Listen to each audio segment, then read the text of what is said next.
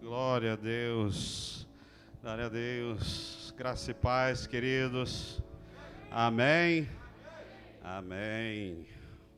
Vamos falar com o nosso Senhor agora. Pai, queremos te louvar por tantos períodos de louvor, o maior, depois outros menores, onde estamos sempre prostrando e dobrando o nosso coração diante do Senhor, Pai. Reconhecendo, Pai, que queremos mais de Ti, muito menos de nós. Senhor, quanto menos de nós, melhor, para que o Senhor cresça, para que o Senhor apareça, para que o Senhor brilhe em vidas ao nosso redor, Pai. Fala conosco, Senhor, através desta palavra, através da Tua palavra. Fala conosco nessa noite, Senhor. Talvez alguém veio aqui hoje dizendo: Senhor, fala comigo, eu preciso do Senhor. Eu preciso de uma palavra e a Tua palavra é viva. Ela não volta vazia. Senhor, eu te peço que o Senhor fale conosco. Em nome de Jesus, amém e amém.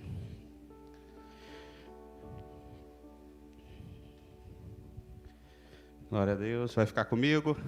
Maravilha. Bom demais, os levitas prontos para a batalha.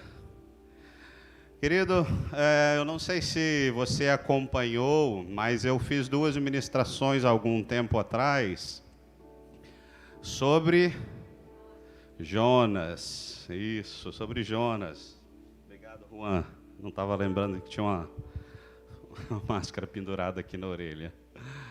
E a gente vem fazendo uma série, uma sequência. Então nós falamos de Jonas 1, Jonas, um atleta, um profeta atleta que está sempre correndo em uma direção, em um lado, em direção ao Senhor. E no capítulo 1 nós vimos um profeta que corre de Deus, corre para longe de Deus. No capítulo 2 nós vimos um profeta e atleta que corre para Deus, vai em direção ao Senhor. Nós trabalhamos aquela ideia do arrependimento, metanoia. E hoje nós vamos trabalhar uma nova ideia. Hoje nós estamos indo para o capítulo 3. Uma ideia de que Jonas ingressa na melhor das modalidades de corrida, na melhor de todas. Eu gostaria que você pensasse rapidamente aí, vou te dar alguns segundinhos, pense em algo que você gosta de fazer. Pensa aí, uma coisa que te dá prazer, que te dá alegria, pode ser algo de diversão, de lazer. Pensa rapidamente em alguma coisa. Talvez os homens vão pensar no futebol.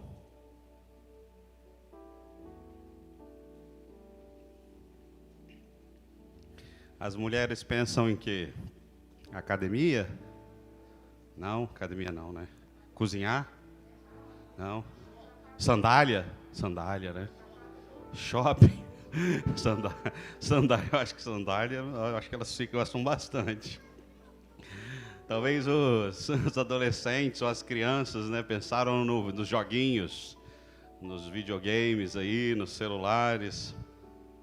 Agora, dentro do que você pensou, eu não sei o que você pensou, existe uma modalidade, uma forma de fazer que é ainda preferida. Então, se você pensou, sei lá, no futebol aí, os homens, então talvez você não se importe com o futebol de salão, porque a sua modalidade preferida é o futebol de campo. Se você pensou nas compras, tem um lugar que você gosta de comprar mais, tem um tipo de produto que você gosta de comprar mais.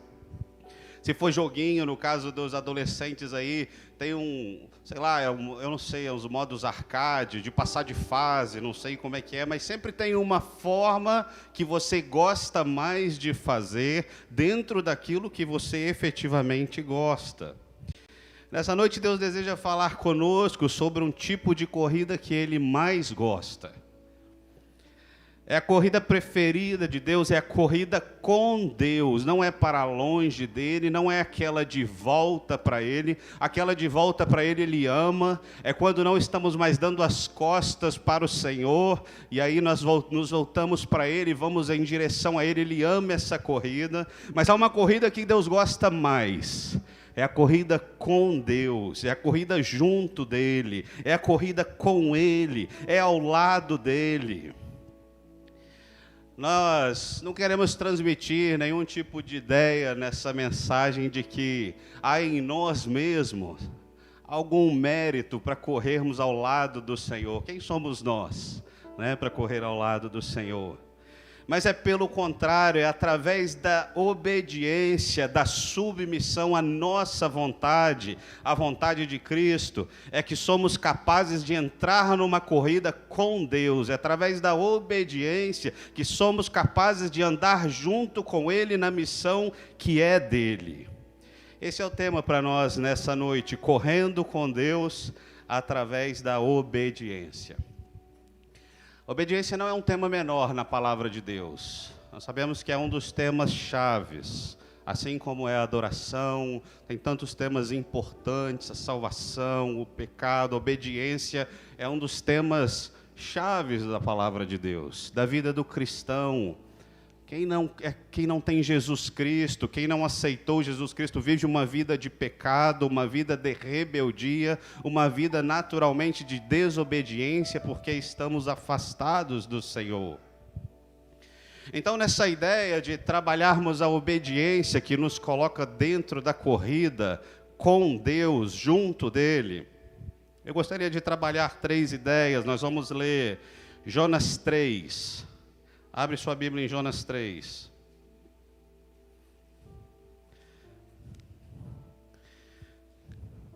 Está na tela aí.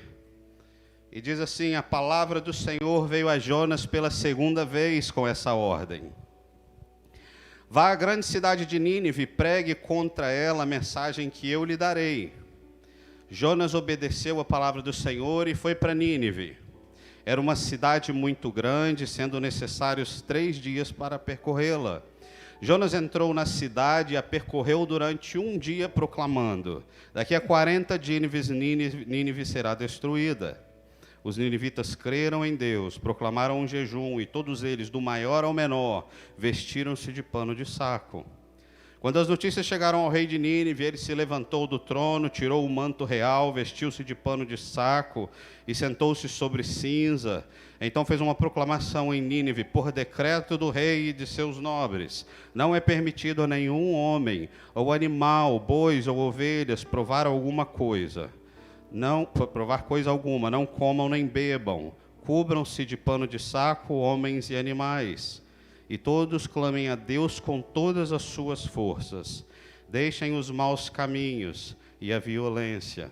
Talvez Deus se arrependa e abandone a sua ira, e não sejamos destruídos. Tendo em vista o que eles fizeram e como abandonaram seus caminhos, Deus se arrependeu e não os destruiu como tinha ameaçado, como tinha dito.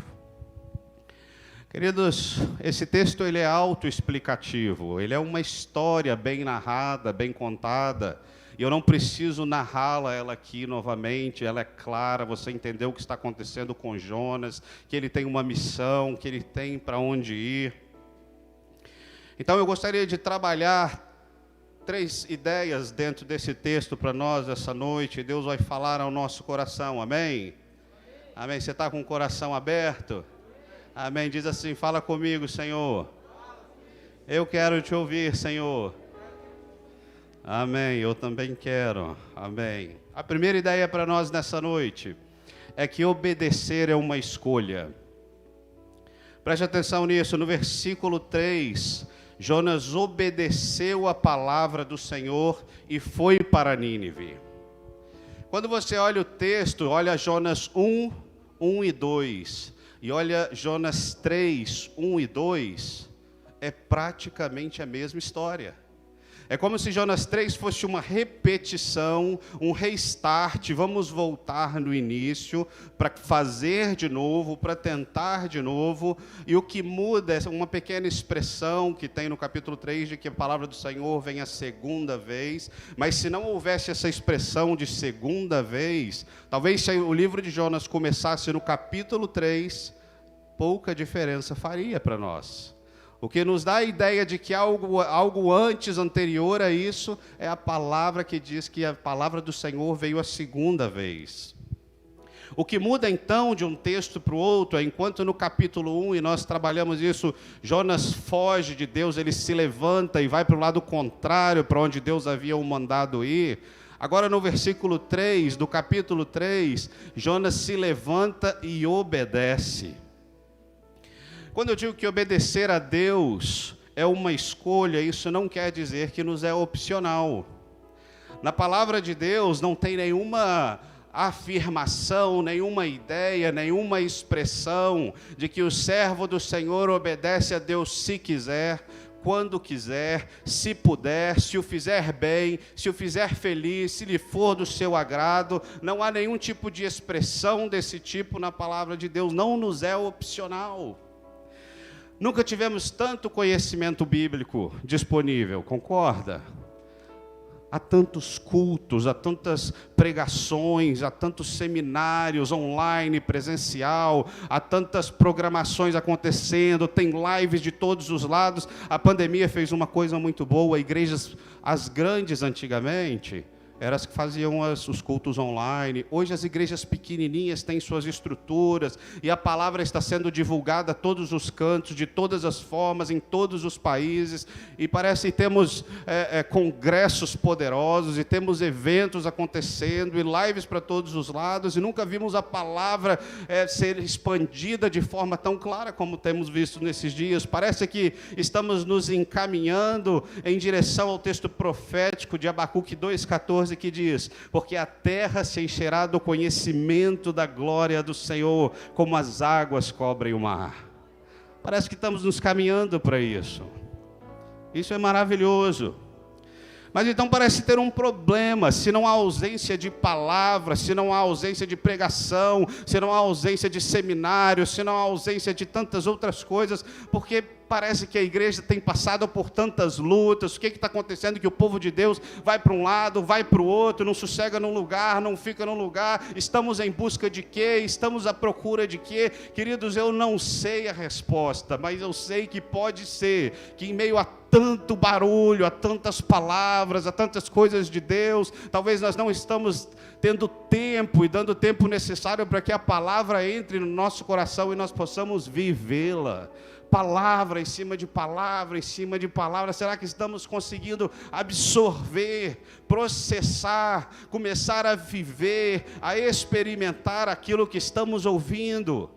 Será que se ouvirmos palavras segunda, terça, quarta, quinta, sexta e corremos atrás de pregações e cultos e uma nova live e tantas outras coisas, será que não nos tornam ativistas a ponto de não termos tempo do Senhor? Processa, Senhor, essa palavra no meu coração.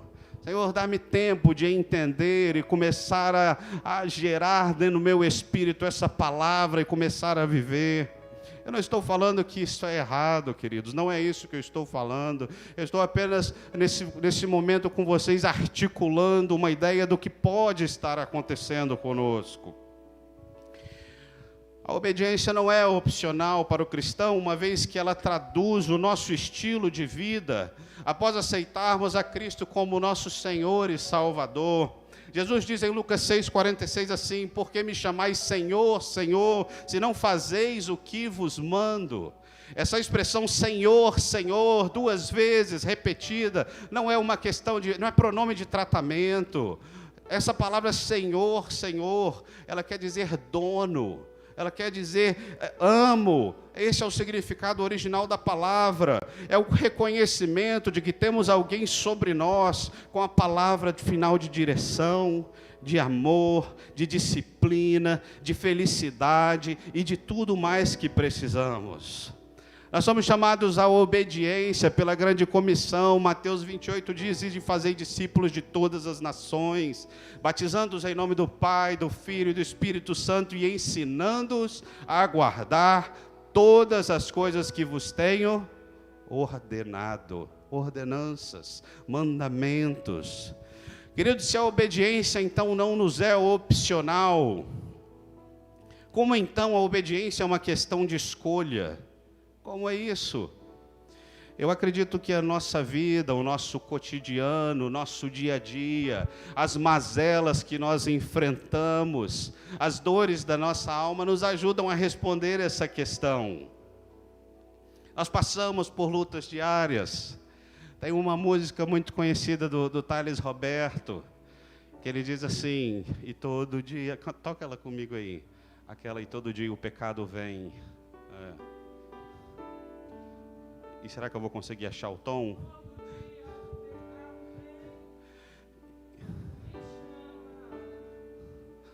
Eu não sei cantar, eu não sei achar o tom não, irmãos. Mas é essa música aí, todo dia o pecado vem e me chama.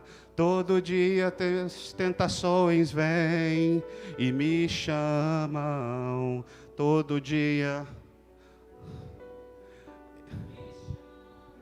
E todo dia o pecado vem. Aí qual é a resposta? Mas eu escolho ser amigo de Deus. Eu escolho Cristo todo dia. Já morri para minha vida, agora eu vivo a vida de Deus. Mas eu escolho Deus. Eu escolho ser amigo de Deus. Eu escolho Cristo todo dia. Já morri para minha vida, agora eu vivo a vida de Deus. Queridos, é uma escolha, porque simplesmente Deus não nos aprisionou, Deus não nos colocou numa caixa, onde nós podemos visualizar as muitas opções, mas Deus não nos colocou num lugar onde somente a obediência está ao nosso alcance. Pelo contrário, Deus nos plantou num jardim, Deus nos plantou num lugar de liberdade, mas Deus nos deu instrução quanto ao pecado, quanto ao que não fazer, para o nosso bem, para nos guiar. Mas Deus não nos poupou de escolher o mal, de escolher o que é errado. Isso precisa ser escolha minha e sua diariamente. Nós somos livres porque Jesus nos fez livre. Ele não nos blindou do pecado para não nos tornarmos orgulhosos, autossuficientes, não precisarmos de Deus, mas Ele nos ensinou a resistir ao diabo, resistir ao pecado, e Ele fugirá de vós. Esse é o ensinamento. A obediência, ela tem valor justamente porque nós temos a liberdade de escolher não obedecer.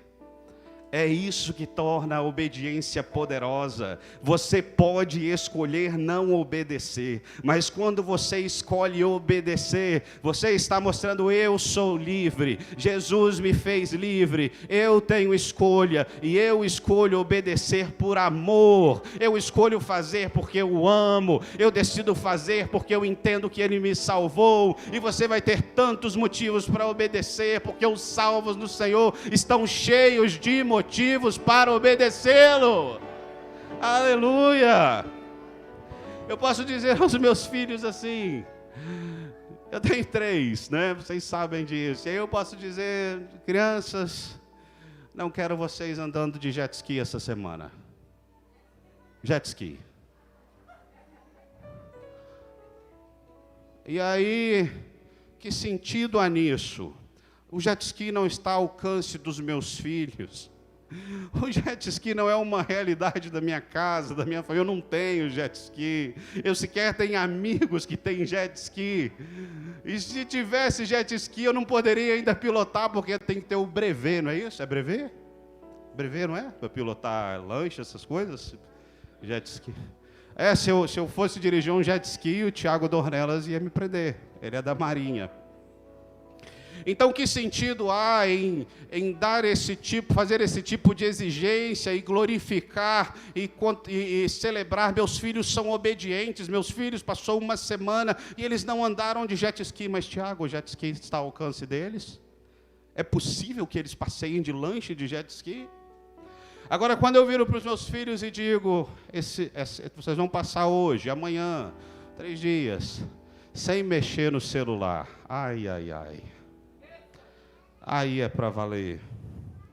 Aí, queridos, o celular está ao alcance dos seus dedinhos ávidos em jogar, em passar o dia no Roblox, no sei lá das quantas, nos vídeos do YouTube, nos canais que eles assistem o tempo todo.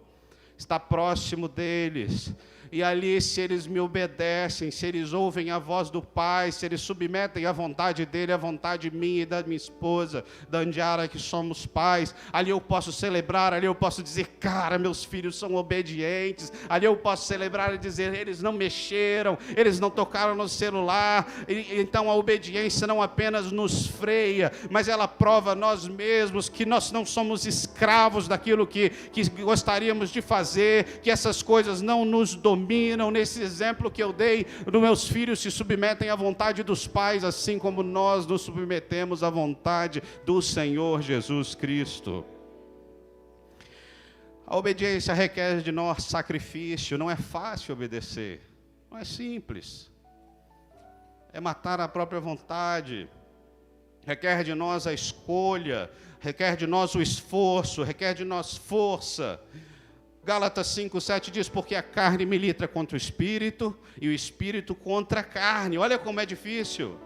Estes opõem-se um ao outro para que não façais o que quereis. Obediência tem preço. Jesus fala em Lucas 9 de que é preciso, para segui-lo, é preciso carregar a sua cruz.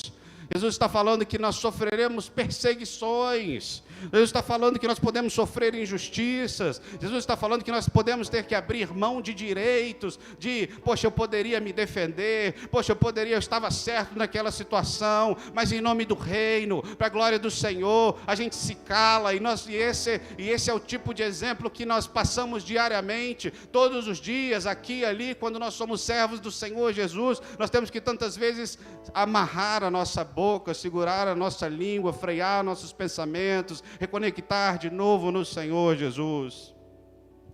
Mas apesar de ser difícil, de ter um preço, de exigir de nós tantas coisas, a obediência também traz recompensas. Nós somos abençoados. E quando nós somos abençoados, pessoas abençoadas contagiam onde vão. Se eu sou abençoado, os que estão ao meu redor são abençoados. A minha família é abençoada, os meus amigos são abençoados, as pessoas que me rodeiam recebem do que eu recebo, sentem o que eu sinto. Nossa família é abençoada, somos protegidos por Deus. Jonas finalmente obedece a Deus nesse texto.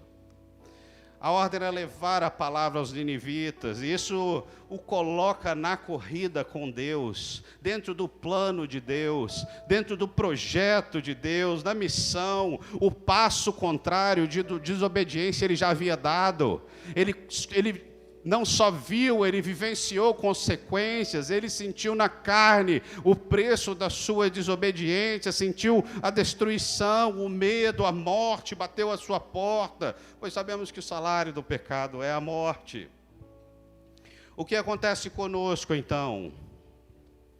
Às vezes pensamos que nos colocamos em fuga de Deus, apenas quando desobedecemos as grandes missões, os grandes chamados, como era esse de Jonas. Era um grande chamado, era uma grande missão.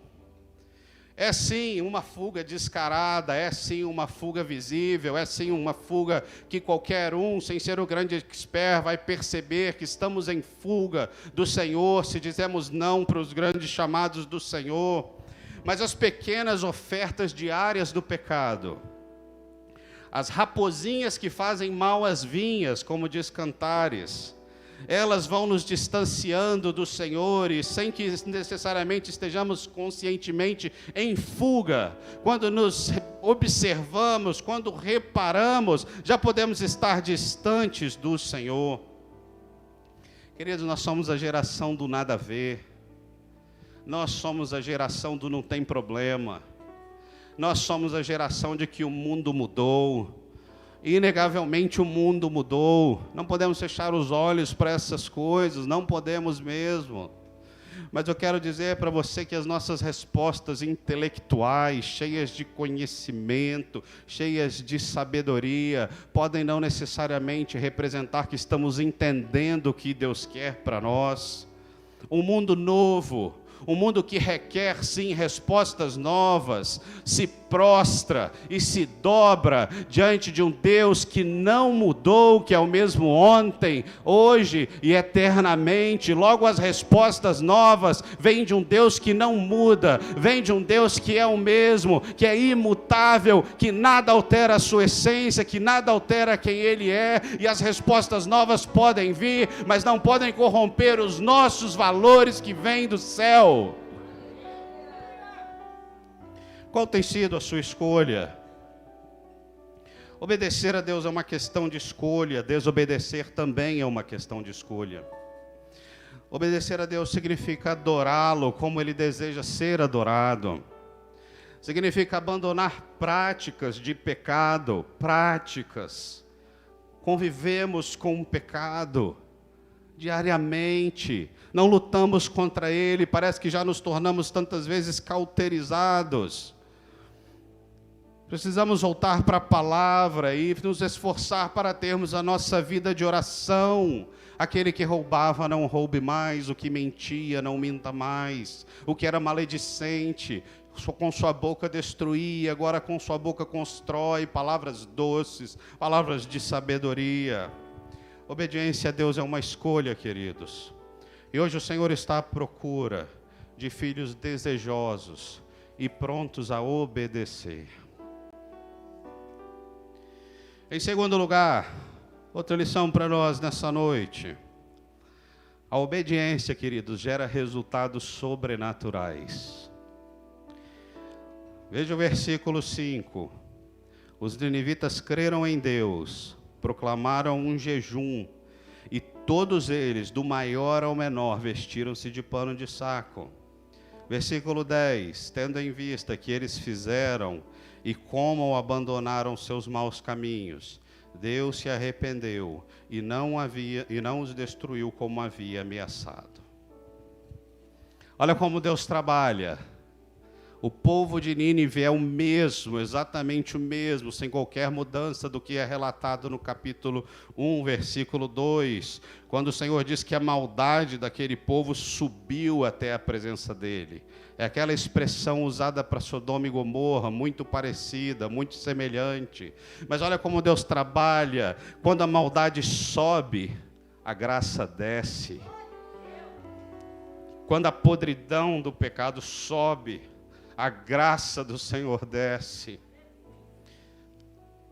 Deus dá ao homem, então, a chance de encontrar o caminho do arrependimento e experimentar o perdão antes que a justiça de Deus seja estabelecida. Pela postura obediente de Jonas, pela decisão dele, ele se torna canal de uma ação tão sobrenatural de Deus, na qual a cidade inteira experimenta o arrependimento. Estou falando de uma cidade toda. Talvez é a cruzada evangelística mais impactante, incrível da história que o mundo conheceu.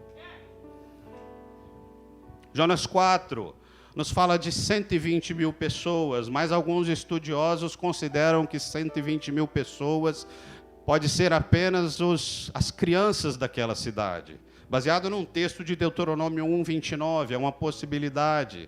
Então eles consideram que é possível que ali haviam cerca de 600 mil habitantes. Nós não sabemos se eram 120, se são 600 mil, mas o fato é que a palavra de Deus nos conta que os ninivitas creram em Deus. Aquela cidade, ela sente o impacto da presença de Deus. Deus encontra um obreiro obediente para uma obra que era necessária acontecer. A obediência é tão poderosa, queridos, é fundamental na vida do cristão, que eu me arrisco a dizer, é uma suspeita pessoal minha ao ler esse texto, que Jonas age em obediência de uma forma um tanto quanto estranha. E eu vou te explicar por que isso.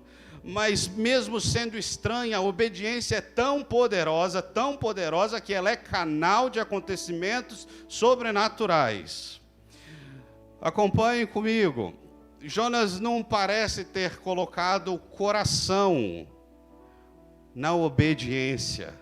Jonas entende intelectualmente o chamado. Jonas entende intelectualmente a missão. Jonas parte em obediência, mas me parece, me soa como se ele não estivesse com o coração nessa obra.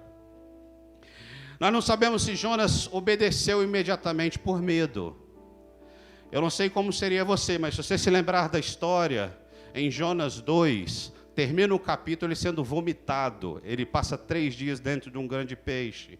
Ele é vomitado numa praia qualquer, nós não sabemos onde é essa praia, longe de Nínive. Nínive não tem praia. Ele é vomitado. E ele vê a morte, antes dele ser engolido por o peixe, eles passam por sufocos de tempestades e trovões, e Deus vai derramando a sua ira ali sobre ele, pela sua desobediência. Então, queridos, eu não sei o que motivou Jonas, talvez o medo. Outra coisa que me parece um pouco suspeita é que Jonas, no início do capítulo 3, ele não aparece no início do capítulo pronto a obedecer. Depois de ter passado o que ele passou, inicia o capítulo 3 com a voz do Senhor aparecendo. Não é a voz de Jonas, talvez dizendo: nossa, que sufoco, que é isso que eu passei, que livramento do Senhor, eu preciso correr para Nínive, eu preciso obedecer, eu preciso fazer o que o Senhor me mandou fazer, Ele me livrou e eu preciso ser grato. Mas nós não vemos o início do capítulo 3 assim. Eu percebo um Jonas quietinho, eu percebo um Jonas calado. Nós não sabemos quanto tempo depois de Jonas ser vomitado, o texto não diz se foi no mesmo dia, se foi no dia posterior, quando a voz do Senhor fala de novo com Jonas, nós não sabemos quanto tempo depois foi. Mas eu vejo um Jonas em silêncio. Eu vejo um Jonas quietinho, talvez tentando passar despercebido, como se tivesse agradecido a Deus por Deus ter lhe poupado a vida. Mas se Deus mandar outro para Nínive, vai ser bom demais. Se Deus mandar outro para aquela missão que eu não quis fazer, vai ser bom demais. Manda outro, Senhor. Como Jonas se parece conosco. Meu Deus, como Jonas se parece comigo. Mas pior ainda mais, na minha impressão, na minha leitura desse texto, você já observou como a mensagem de Jonas é cheia de esperança? Você já viu a mensagem que Jonas vai pregar para os ninivitas? No original, em hebraico, são apenas 4 palavras.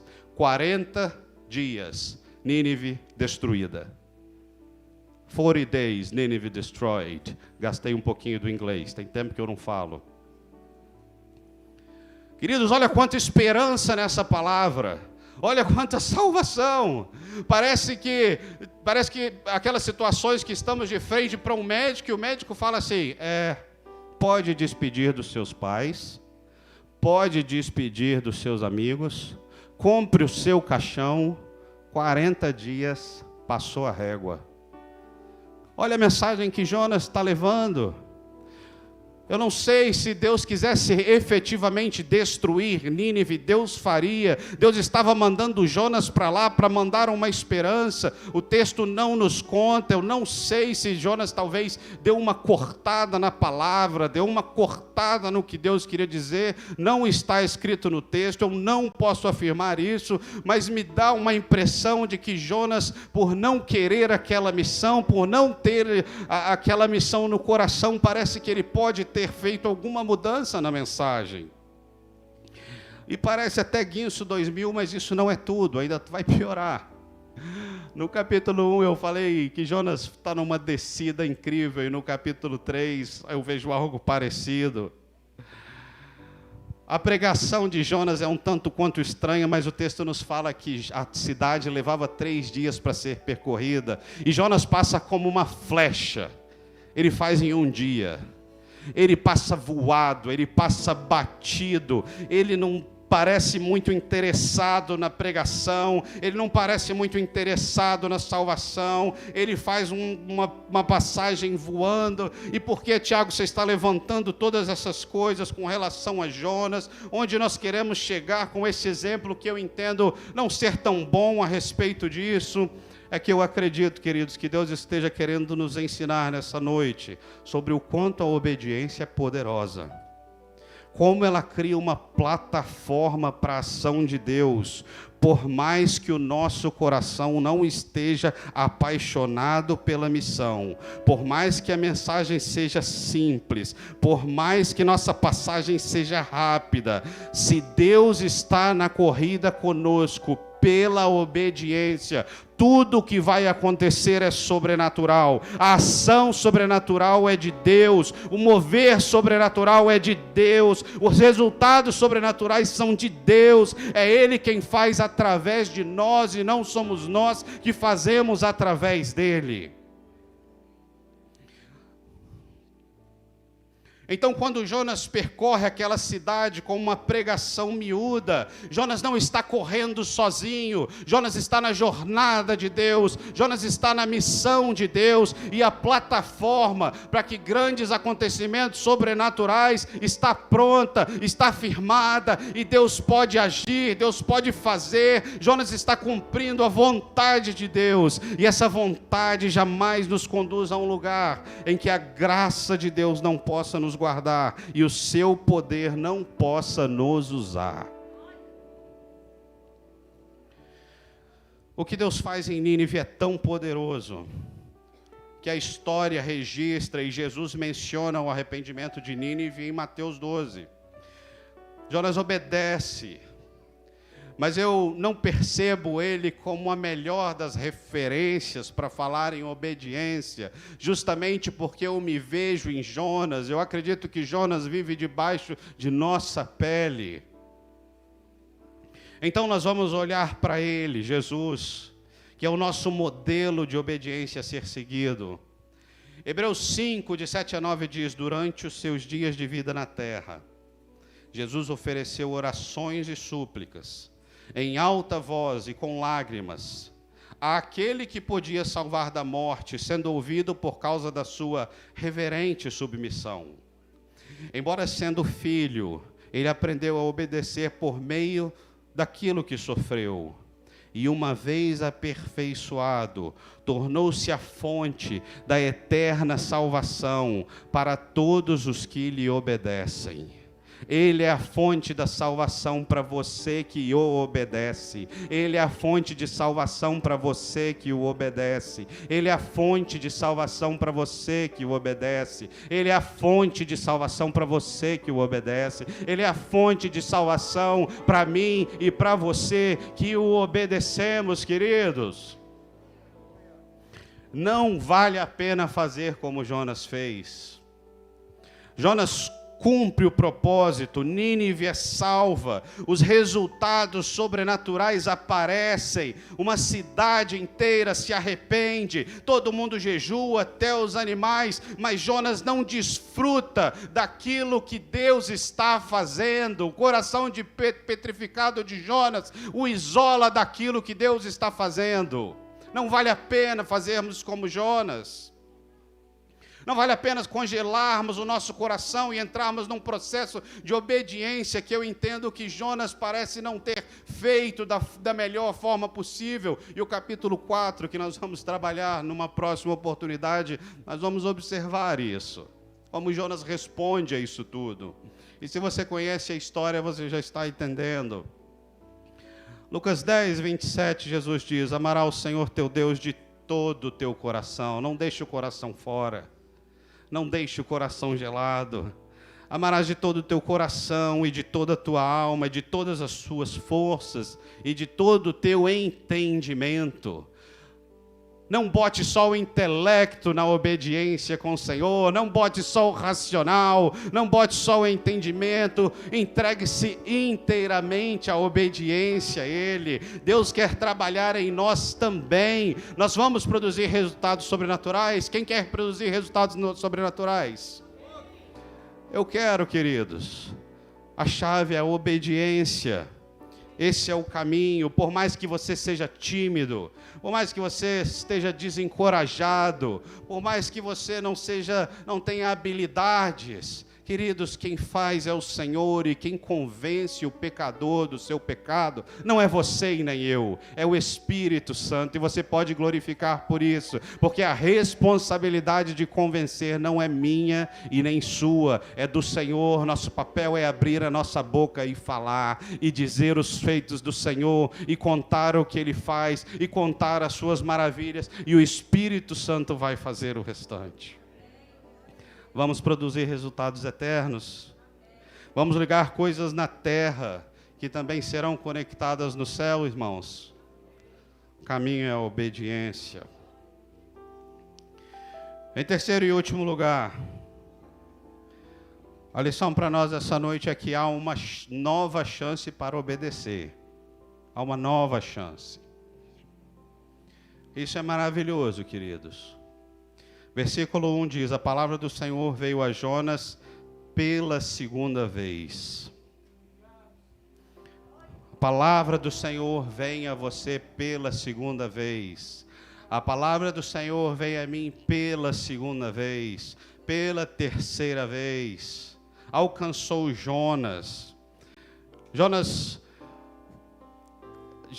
tinha experimentado um milagre. Nós não sabemos se quando ele partiu para Nínive, ele estava cheio de sucos gástricos daquele peixe, se ele saiu esverdeado, esbranquiçado, depois de 3 dias dentro do ventre de um grande peixe. Nós não sabemos qual era a situação emocional de Jonas, nós não sabemos como era o seu estado físico, nós não sabemos o quão deteriorado Jonas estava, o quão impactado, nós não sabemos absolutamente nada, mas nós sabemos que a palavra do Senhor o encontrou como ele estava pela segunda vez. A palavra do Senhor vai ao meu e seu encontro como você está, pela segunda vez.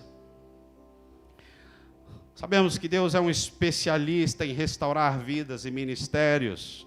Se a voz do Senhor não fosse ao encontro de Jonas, talvez nós veríamos na palavra de Deus um profeta que foi grandemente utilizado, mas por causa de um erro, por causa de uma grande desobediência, não mais. Quando nós olhamos para a palavra de Deus, ao começar a ler, não é difícil encontrar que Deus perdoa os seus servos, restaura os ministérios e dá uma segunda chance.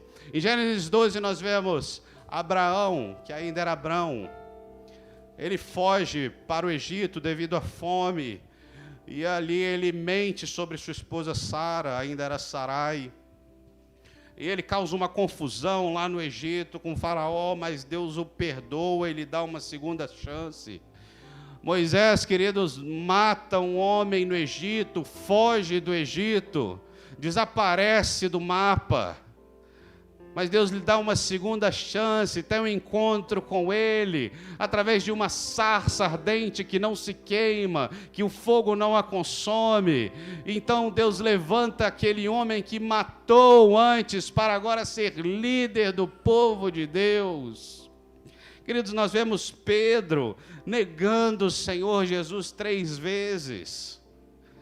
E Jesus, ao olhar para Pedro, eu creio que Pedro sente todo o amor de Jesus para algo que estava se cumprindo, e Pedro chora amargamente, mas Jesus lhe restaura a alma, as emoções, e Jesus diz para Pedro: ei Pedro, segue-me.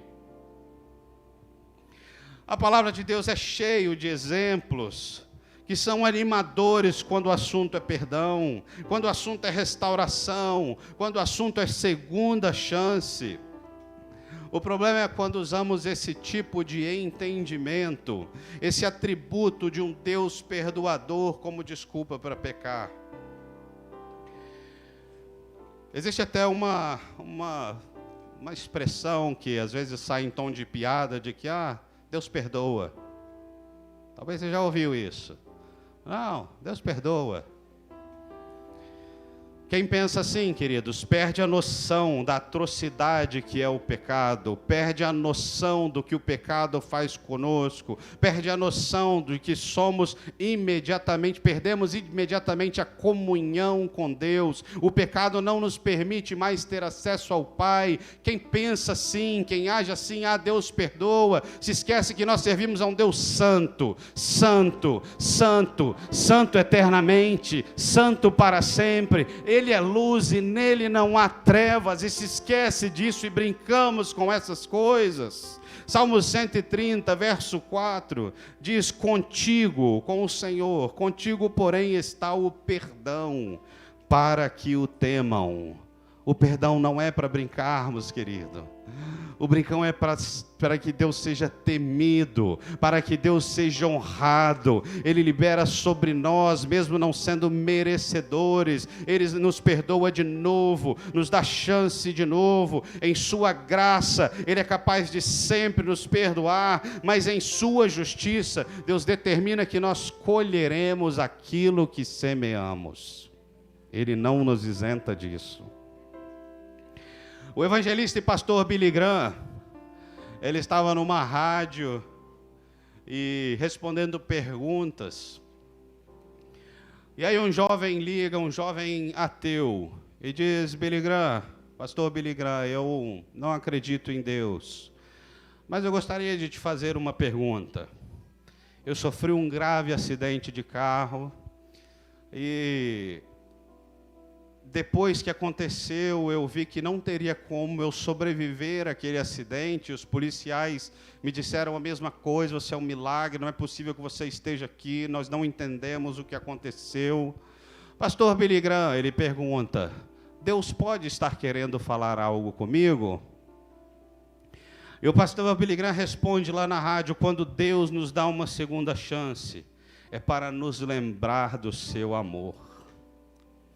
Efésios 2, 4 e 5 diz: no entanto, Deus é rico em misericórdia, por meio do grande amor com que nos amou, rico em misericórdia, por seu grande amor que nos amou, deu-nos vida com Cristo, estando nós ainda mortos em nossos pecados. Deus ama a mim e a você, querido.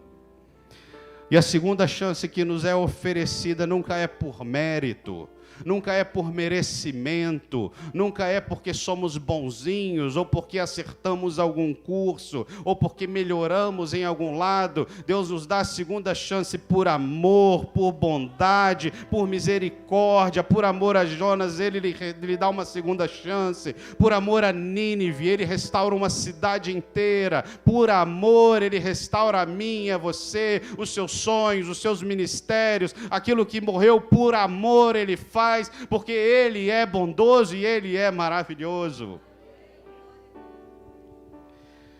As suas misericórdias se renovam a cada manhã, não tem fim.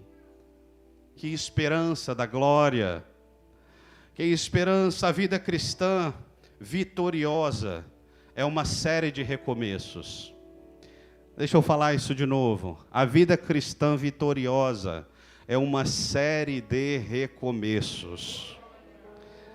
Eu vou falar só mais uma vez. A vida cristã vitoriosa é uma série de recomeços.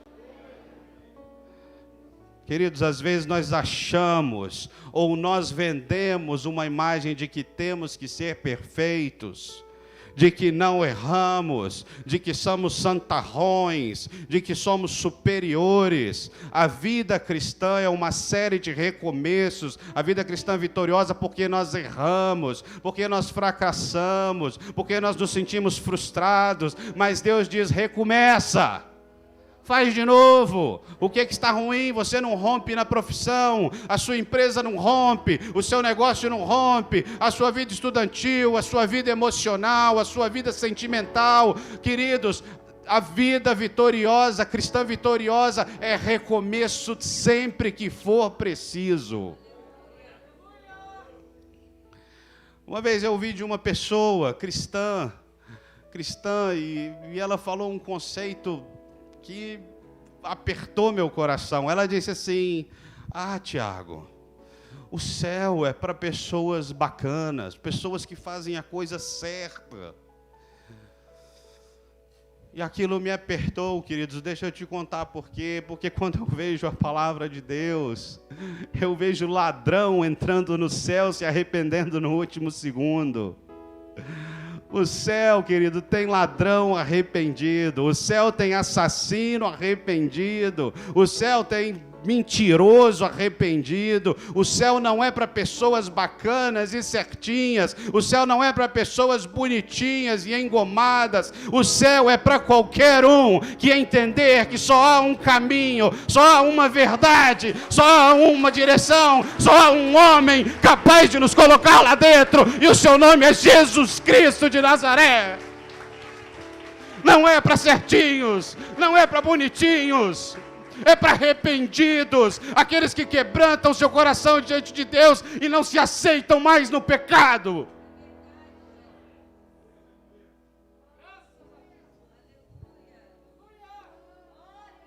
Às vezes achamos que é só o viciado em cigarro que fica lá. Não consegui, já tentei parar 5 vezes, já tentei parar 10 vezes, e eu não consegui.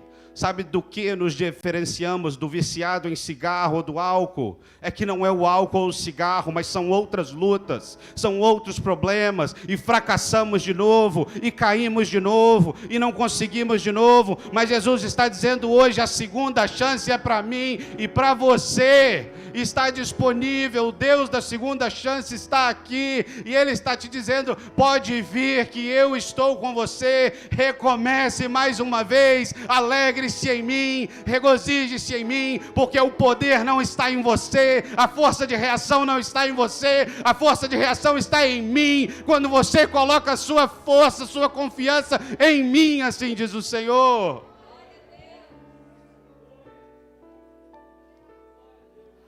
Ele nos concede essa noite a segunda chance, mas resta-nos a certeza de que temos que fazer a escolha certa, escolher obedecer como Jonas fez. Queria te convidar para ficar em pé, nós já vamos encerrar. E queria pedir para você fechar os seus olhos. Feche os seus olhos, a igreja começa a orar. A igreja começa a clamar ao Senhor. Eu queria pedir o multimídia para fechar o máximo possível em mim, para não mostrar as pessoas, não mostrar que estamos orando. Se o Espírito Santo quer falar conosco, já está falando, amém? Hoje nós somos convidados a entrar na corrida com Deus, e é através da obediência.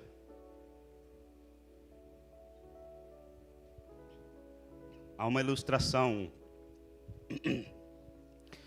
A ilustração de que havia um menino bem novinho. Ela é conhecida, essa história, mas ela se aplica a nós essa noite.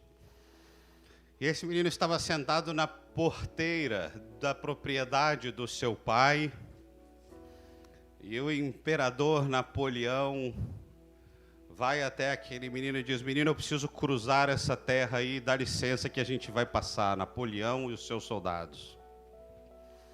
E aquele menino diz: não posso. E Napoleão fala: eu preciso passar. E não, aqui você não vai passar. E o menino não deixa Napoleão passar ali com sua comitiva, com seus soldados. E Napoleão diz: eu sou Napoleão Bonaparte, o imperador, e eu ordeno que você me deixe passar. E o menino, então, entendendo que estava ali na sua frente o imperador, ele tira o seu chapéu em reverência e diz: o senhor quer que eu desobedeça o meu pai?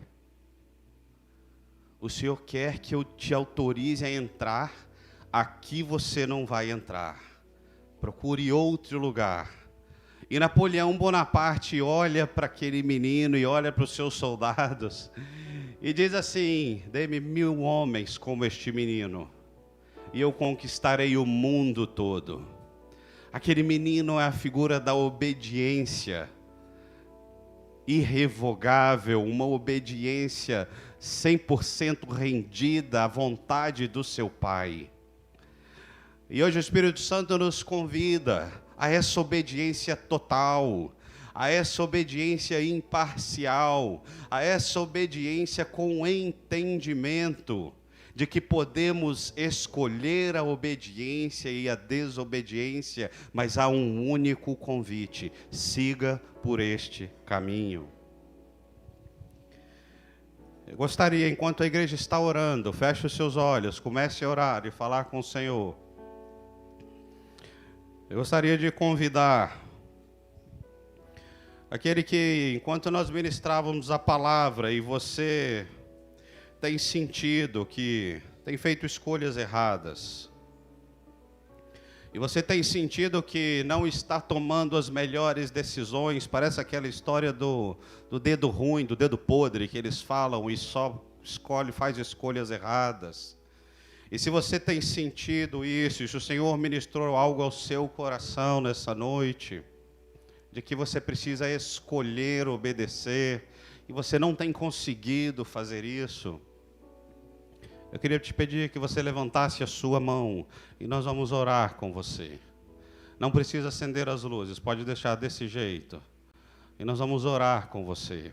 Não demore a fazer isso. Não tenha vergonha, não tenha medo. Não há câmeras aqui para expor você, para registrar você. Não tenha medo disso. Se você tem sentido assim no seu coração, eu quero te convidar, levante a sua mão e nós vamos orar com você agora. O segundo convite para nós nessa noite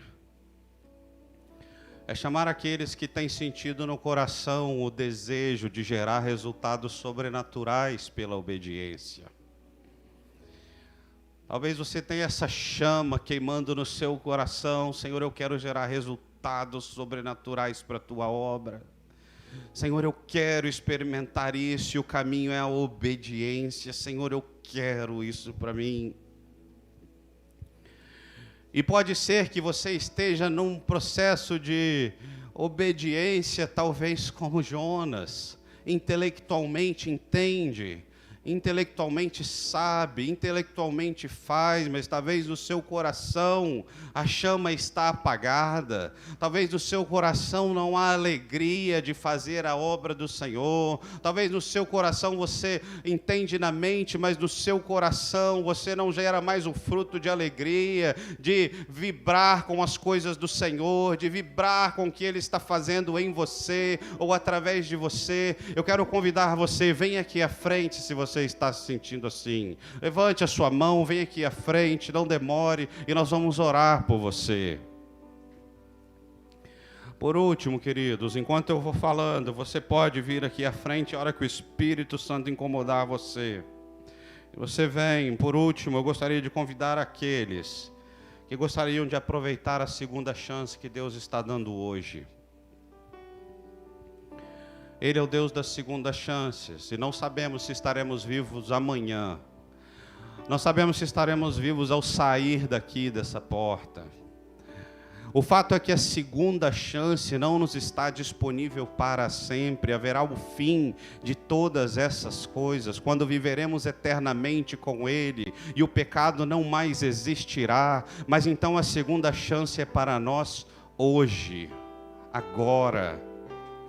E se o Espírito Santo incomodou você, venha aqui à frente para nós orarmos. Eu quero essa segunda chance de entregar a minha vida para Cristo, de voltar meu coração ao Senhor, de experimentar essa vida de obediência, de me colocar à disposição do Senhor. Levante a sua mão, vem correndo aqui rapidinho na frente, não demore.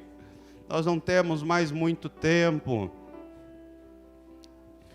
Já temos uma vida aqui, você pode se alegrar com isso. Eu estou me alegrando, regozijando a uma vida aqui na frente. E você pode aplaudir o Senhor, aplauda o Senhor. Há uma vida aqui na frente. Há uma vida, e uma vida que se arrepende é festa no céu. É festa no céu. Há mais alguém que gostaria de vir? Não demore, é nessa hora, a igreja continua orando, é nessa hora que Satanás fala na nossa mente, é nessa hora que diz, eu não vou, isso é coisa da minha cabeça, isso é coisa das minhas ideias, isso eu não quero fazer, eu estou com medo de fazer, eu estou com medo da exposição.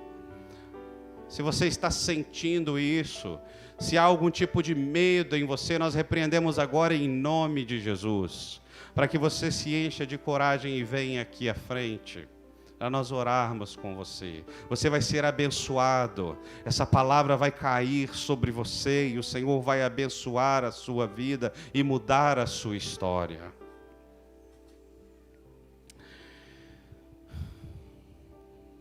Miqueias 7:8 diz assim: não se alegre a minha inimiga com a minha desgraça. Embora eu tenha caído, eu me levantarei. Embora eu esteja morando nas trevas, o Senhor será a minha luz. Não importa, querido, o quão difícil esteja. Não importa o quão ruim esteja. Não importa se você esteja caído, você se levantará. Em nome de Jesus. Pai, nós queremos te louvar e te engrandecer. Queremos, Senhor, te agradecer por esta noite e pela fidelidade do Senhor. Pela fidelidade do Senhor e pelo, Pai, entendimento, Pai, de que a obediência é canal, é plataforma, é chave para entrarmos na corrida com o Senhor, para vermos grandes feitos, grandes maravilhas. Pai, nós queremos te louvar porque Tu és o Deus da segunda chance. E hoje o Senhor falou conosco e eu quero colocar diante do Senhor a vida do Lucas que está aqui. Quero colocar, Senhor, a vida de todos os irmãos presentes e que ouviram esta palavra. Pai, dá-nos, Pai, tempo de, Pai, deixar essa palavra enraizar no nosso coração e trazer mudanças, Jesus, e provocar mudanças internas, de dentro para fora, como o Senhor faz. Quebra, Senhor, todo o coração duro. Quebra, Senhor, toda obediência, a exemplo de Jonas, talvez tão somente intelectual, talvez tão somente programada para te obedecer, mas que tem o coração endurecido. Senhor, Tu és aquele que troca o coração de pedra por um coração de carne. Faz, Senhor, comigo, faz, Senhor, nesta noite com o Lucas. Eu te louvo, Pai, pela vida dele. Pai, que o Senhor esteja o renovando, que o Senhor esteja transformando num grande homem de Deus, um homem obediente ao Senhor, um homem que conta os Teus feitos e que canta os Teus feitos e que declara o quão santo o Senhor é, Pai. Assim nós te louvamos, Senhor, e te agradecemos, em nome de Jesus. Amém e amém. Glória a Deus. Amém. Pode sentar, querido.